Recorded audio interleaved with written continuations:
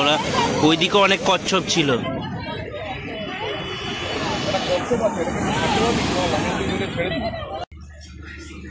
বিশেষ অ্যাক্সিডেন্ট হয়েছিল না বাহানাগা বাজার করমণ্ডল, স্টেশনে তো হয়নি। না এই যেটা স্টেশনটা ছাড়িয়েই হয়েছিল, এই খবরে দেখাচ্ছিল। দেখুন এই সেই বাহানাগা বাজার যেখানে অ্যাক্সিডেন্ট হয়েছিল করমণ্ডল এক্সপ্রেসে। একটা ভালো গল্প বা ব্লগ তৈরি করতে যেটা লাগে সেটা হচ্ছে একটা ভালো ট্রেনের সফর, একটা ভালো হোটেলের এক্সপিরিয়েন্স এবং ভালো খাওয়া দাওয়া। তিনটেই পেয়েছি, কিন্তু প্রথমটা পেয়েছি একটু ঘুর পথে। কিভাবে পেয়েছি ওটাই আজকে গল্প ব্লগে বলবো। আশা করি আপনাদের ভালো লাগবে। তো চলুন বেশি কথা না বলে জিনিসটা শুরু করা যাক বা ব্লগটা শুরু করা যাক। পুরোনো সামনের দিকে এগুলো নতুন এলএইচবি কোচ, আর ওইদিকে পুরোনো এলএইচবি কোচ ছিল। দিদি যাচ্ছে, এখন আমরা আছি হাওড়াতে, শালিমারে যাব। শালিমার থেকে 8:40-এর ট্রেন। এখন সবাই আছে, ওখানে যাব। একটা নতুন জিনিস আছে আপনাদের বলবো, এখন যাচ্ছি।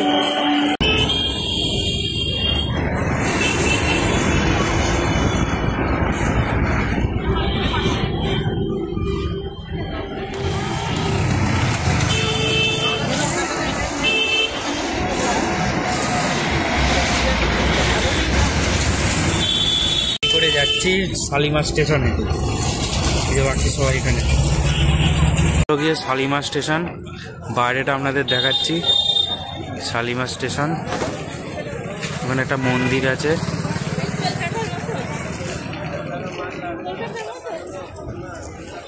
এই যে মন্দিরটা,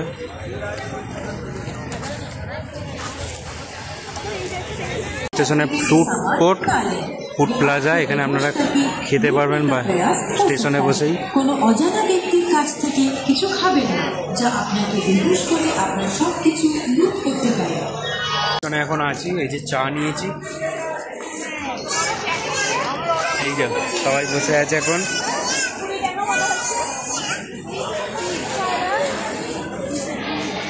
কিন্তু দুর্ধর্ষ হেভি চাপ।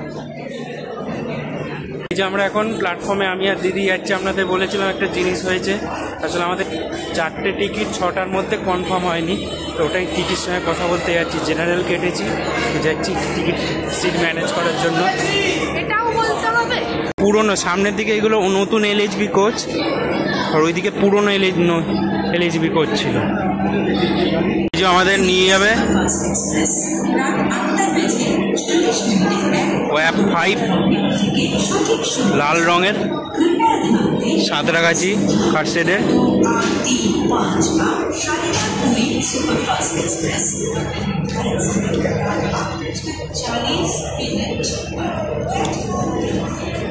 ওয়াপ 5 না, সরি এটা ওয়াপ 4। এই যে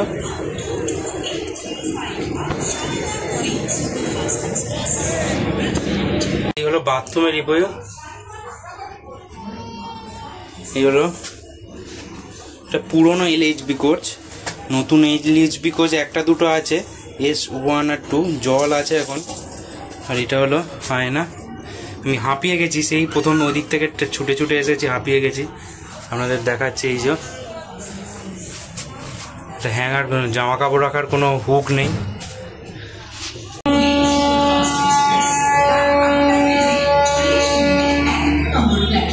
যে ট্রেন ছেড়ে দিল আমাদের, ট্রেন 8:44।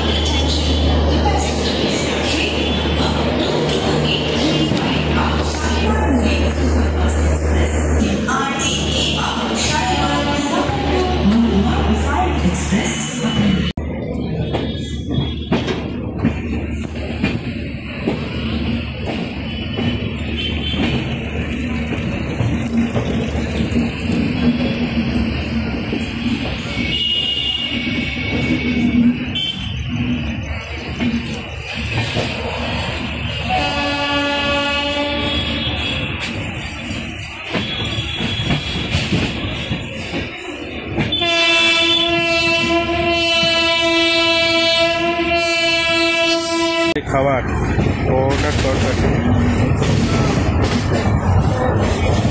সবাইকার খাওয়া হয়ে গেছে, আমি খাচ্ছি। আমরা এখন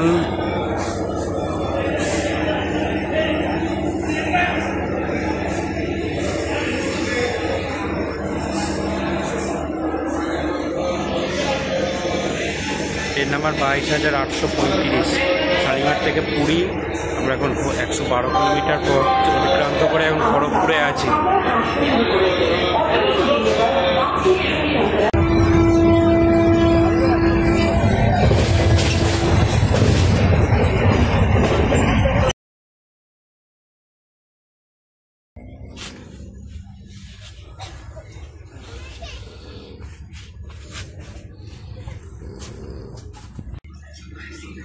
বিশেষ অ্যাক্সিডেন্ট হয়েছিল না বাহানাগা বাজার করমণ্ডল।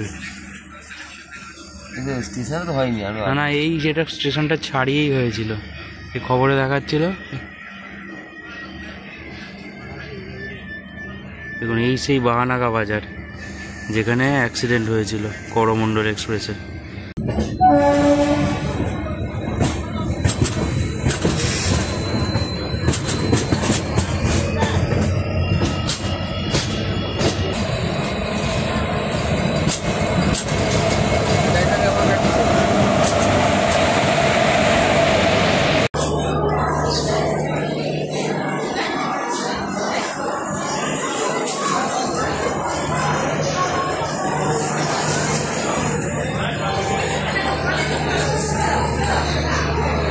ট্রেন নাম্বার 22,835 শালিমার থেকে পুরী, 500 কিলোমিটার যাত্রা শেষ। এখন পুরীতে পৌঁছে গেছি, বাকি সবাই এই যে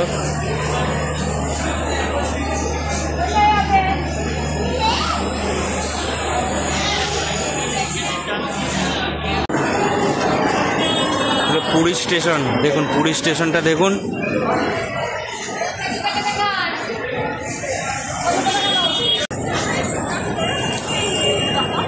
হচ্ছে ভিআইপি লাউঞ্জ।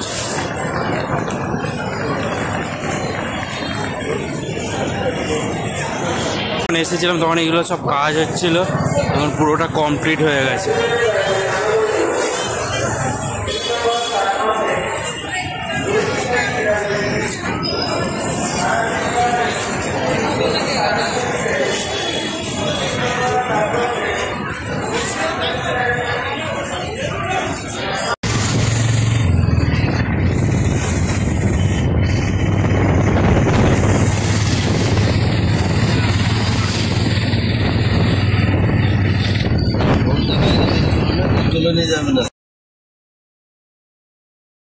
পুরীর বাজারে, এখানে বাজার করতে এসেছি।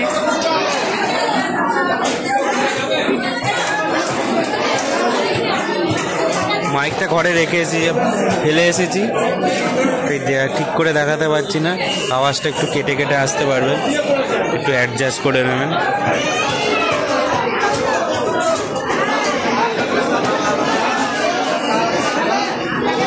এদিকে আসো, এদিকে।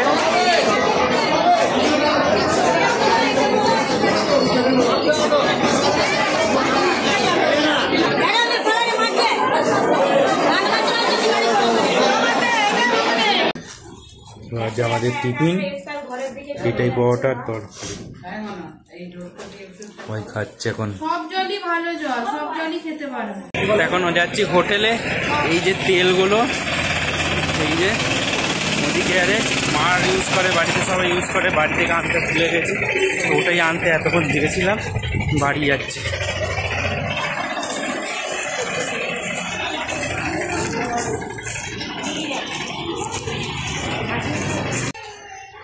চব্বিশ ঘন্টা এখন আগে আমরা বাড়িতে ছিলাম, 24 ঘন্টা পরে হোটেলে পুরীতে।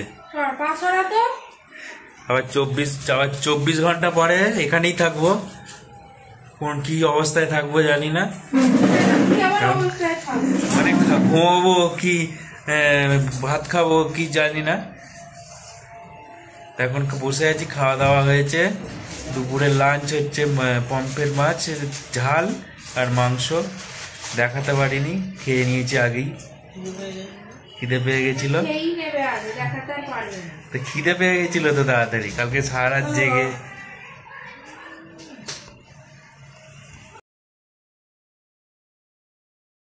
বন্ধুরা আমি এখন যাচ্ছি, আমরা সবাই সি বিচে, বাকি সবাই এই যে ওখানটা দাঁড়িয়ে আছে, এই যে তারপরে আমি এখন যাচ্ছি, সবাই যাচ্ছি, বাকিরা উপরে আছে আর কিছুজন নিচে এসেছে। তো চলুন, চুলগুলো ঠিক নেই, প্রচুর ঘুমিয়েছি কালকে সারা রাত না ঘুমিয়ে, তো খুব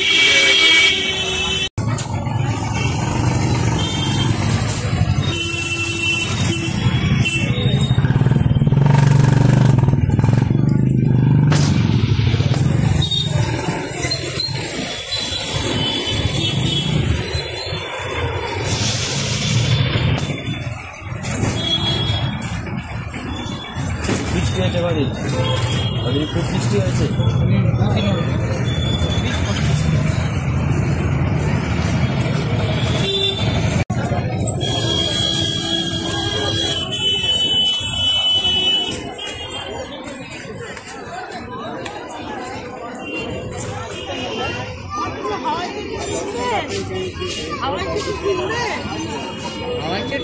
একটা পয়সার মধ্যে ডাব ফেলে রেখেছে, ছোট ছোট ডাবাতে পাম্পড় দিয়ে মিশে যাবে।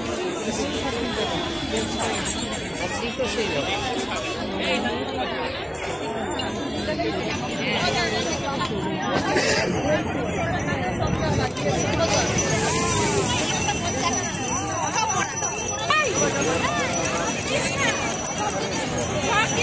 ওখানে কোনো মেলা হচ্ছে, 25 ডিসেম্বর গেছে তো ওই জন্য ওখানে কোনো মেলা হচ্ছে, বড় লাইটিং। কোনো মেলা না, ওখানে একটা মেলা হচ্ছে বড়, সাই মেলা নাকি।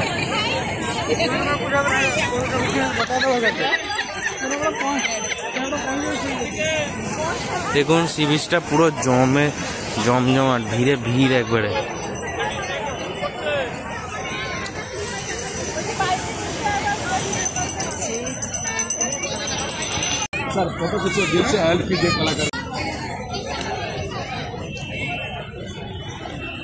একটু চাট মশলা দিয়ে দাও আমারটা। চলে এসো, এই দেখো এই যে চিকেন পকোড়া, চলে চলে চলে চলে দিদি এখানটা রাখলাম।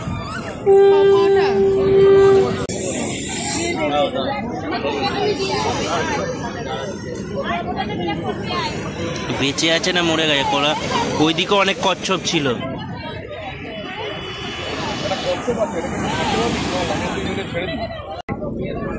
বেঁচে আছে তো না মারা গেছে? হ্যাঁ বন্ধ করেছিল। হ্যাঁ বেঁচে আছে না মরে গেছে? মরে গেছে।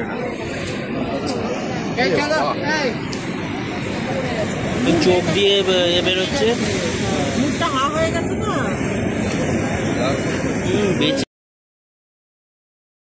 জানি না কিভাবে কচ্ছপগুলো ওইভাবে মরলো। এর পেছনে আমরাই অ্যাকচুয়ালি দায়ী, কারণ যেভাবে আমরা পৃথিবীটাকে অত্যাচার করছি তার জন্য এই অবলা প্রাণীগুলো এইভাবে মারা পড়ছে। কচ্ছপগুলো ওইদিকে অনেক কটা দেখলাম কচ্ছপ মরে পড়েছিল, তার জন্যই ভাবে মরেছে আমি বুঝতে পারলাম না। স্থানীয় কজন উট নিয়ে যারা যাচ্ছিল তাদের জিজ্ঞেস করলাম, বললো যে কি মারপিট পড়ে না ধরা পড়েছে, কিভাবে মরে গেছে, পরের দিন ওদের পুঁতে দেবে বা সি বিচে। এইভাবে যে অত বড় কচ্ছপটা বাড়তে বোধহয় কতদিন সময় লেগেছিল কে জানে। তো এই জিনিসগুলো দেখতে খুব খারাপ লাগে।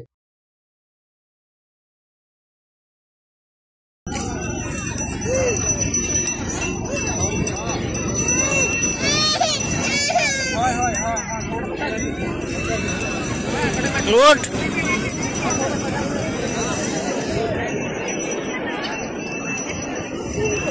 ধুবুস ধুবুস করে পড়ে যাচ্ছে কেন? হুঙ্কু হুঙ্কু হুঙ্কু হুঙ্কু হুঙ্কু হুঙ্কু হুঙ্কু।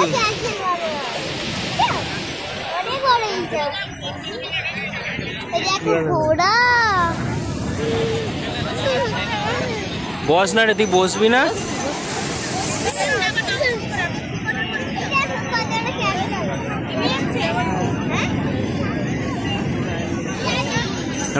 সমুদ্রের ধারে ঘন্টার পর ঘন্টা বসে থাকতে চুপচাপ করে হেভি লাগে।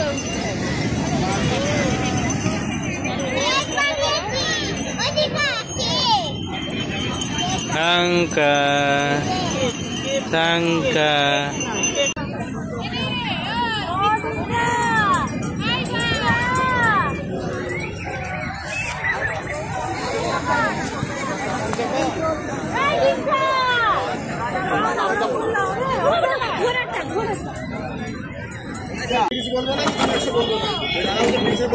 তো ওইদিকে দেখছিস কেন, সামনে দেখ না।